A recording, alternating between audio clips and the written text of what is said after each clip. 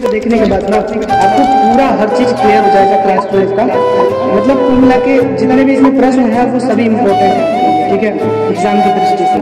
तो पहला प्रश्न है इसमें, वासुदेव शरण अग्रवाल द्वारा लिखित कृति है। बताइए इसमें से वासुदेव शरण अग्रवाल द्वारा लिखित कौन सी कृति है। पहला ऑप्शन है पुनर्नवा, दूसरा है पृथ्वी पुत्र, तीसरा है आलोक पर्व, चौथा है धरती के फूल।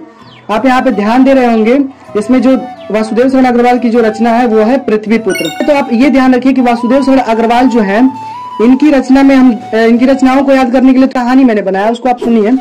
उस कहानी से आपको इनकी चार रचनाएं जो हैं एक ही बार में याद हो जाएंगी। कहानी कुछ ऐसी है, आप इमेजिन कीजिए कि एक छोटा सा बच्चा है, ठीक है, तो वो एक अपनी समस्या लेकर के जूझ रहा है। जो समस्या है उसकी भैया वो समस्या है, वो चाहता है भारत की एकता करना।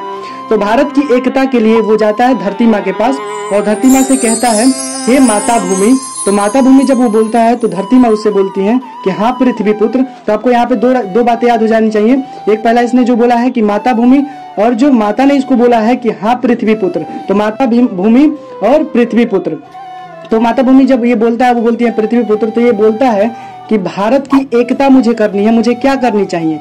तो धरती माँ बोलती है कि कभी भी किसी चीज की एकता के लिए हमें कला और संस्कृति का योगदान लेना चाहिए। कला यानी आर्ट और संस्कृति यानी कल्चर।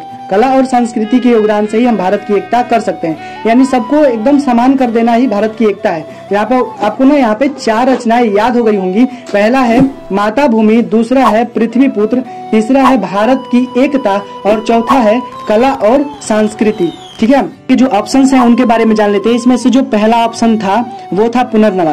तो पुनर्नवा हजारी प्रसाद द्वारा लिखित एक रचना है और ये 4वीं शताब्दी, जिस टाइम पे अखंड भारत की हम लोग बात करते हैं, यानी जिस टाइम 16 जनपद हुआ करते थे, उस समय की घटना पे आधारित एक उपन्यास है। इसको आप याद रखेंगे, पुनर्नवा एक उपन्यास है।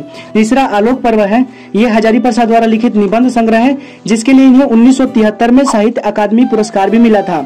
इसको कल्पना कर लीजिए कि आलोक नाम का एक लड़का है और उसके घर पे क्या है, एक पर्व है। पर्व यानी त्योहार, जिसमें हजारों लोग आए हुए हैं, ठीक है। तो हजारों लोग जहाँ पे आएंगे, हजारों से आप यहाँ पे याद रखेंगे हजारी प्रसाद। तो जहाँ पे हजारों लोग आए रहेंगे वहाँ पे विचार और वितर्क होगा, वहाँ पे विचारों का प्रवाह होगा। तो यहाँ पे आप ऐसे याद रख सकते हैं कि विचारों का प्रवाह, विचार और वितर्क। तो ये दो रचनाएं भी आप लोग याद रखेगा, ये भी हजारी प्रसाद के ही हैं। पुनर्नवा इसमें सबसे इम्पोर्टेंट था। चौथा ऑप्शन है धरती के फूल, जो की एक कविता है, इसे श्रीकांत मिश्र ने लिखा है। आपका अगला प्रश्न है, प्रोफेसर जी सुंदर रेड्डी लेखक हैं। इसमें आपको 4 ऑप्शन दिए गए हैं। पहला है सदाचार के ताबीज, दूसरा है साहित्य का श्रेय और प्रेय, तीसरा है मेरे विचार, चौथा है मंथन।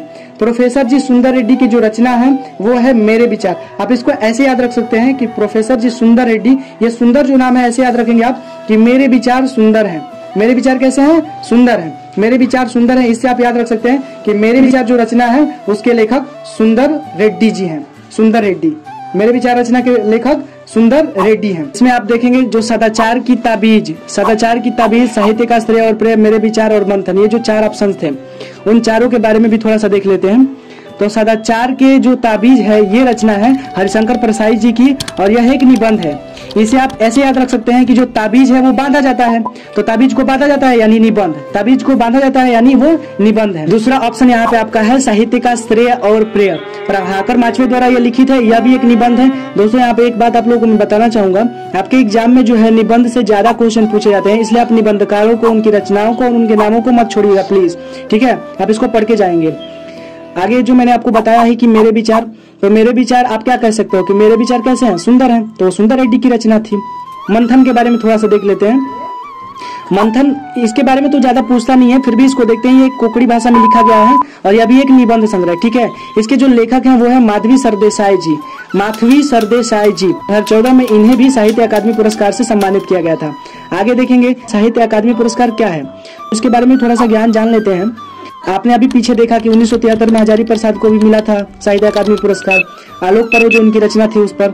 तो ये जो पुरस्कार है 1955 से दिया जा रहा है और प्रत्येक वर्ष भारतीय भाषाओं की श्रेष्ठ कृतियों और रचनाओं के लिए इसको दिया जाता है, इस पुरस्कार को, जिसमें ताम्रपत्र के साथ नकद राशि भी मिलती है, जो उस टाइम पे थोड़ा कम हुआ करती थी, लेकिन इस टाइम पे 1 लाख के करीब, यही 1 लाख मिलते हैं। मतलब आपको एक ताम्रपत्र मिलेंगे जो यहाँ पे आपको चित्र में दिख रहा होगा और 1 लाख नकद मिलते हैं, ठीक है। आपका अगला प्रश्न है, तीसरा आपका प्रश्न है, यशपाल कृत सिंहावलोकन रचना किस विधा की है। तो इसमें पहला है आत्मकथा, दूसरा है रेखा चित्र, तीसरा है संस्मरण और चौथा है कहानी। यहाँ आप इसे ऐसे याद रख सकते हैं कि यश यानी पराक्रम जिसके पास होगा वही तो सिंह का अवलोकन करेगा। अवलोकन करने का मतलब देख सकता है। तो इन्होंने जो यशपाल जी हैं इनके पास यश था और जिसके पास यश होगा वह सिंह का अवलोकन कर लेगा।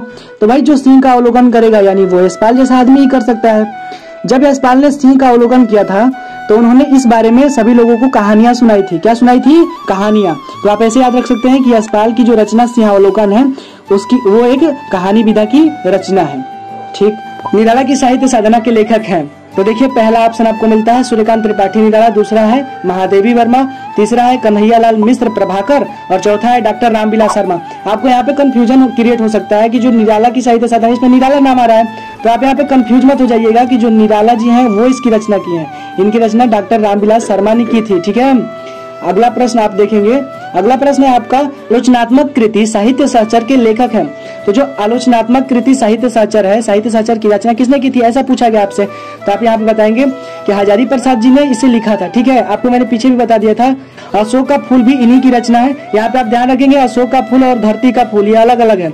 अशोक की फूल के जो रचनाकार है वो हजारी प्रसाद है साहित्य सहचर के जैसे, लेकिन जो धरती का फूल है वो भैया श्रीकांत मिश्र की रचना है। ठीक है। आप इतना याद रखिएगा। तो आगे अब हिंदी साहित्य का प्रथम कवि माना जाता है, तो आप याद रखेंगे हिंदी साहित्य का प्रथम कवि। यहाँ पे आपको 4 ऑप्शन मिलते हैं। पहला है सब्बरपा, ध्यान रखिएगा ये सब्बरपा है, दूसरा है देवसेन और तीसरा है सरहप्पा, चौथा है कुमारव्यासो। आप ध्यान रखेंगे यहाँ पे जो सरहप्पा थे ये तो आपको याद होना ही चाहिए, याद कैसे भी इसको कर लीजिएगा कि जो प्रथम कवि थे हिंदी साहित्य के वो सरहप्पा थे। को लाइक, सब्सक्राइब और शेयर जरूर करें और ऐसे ही और वीडियो देखने के लिए जरूर सब्सक्राइब करिएगा हमारे चैनल को। देखने के लिए धन्यवाद।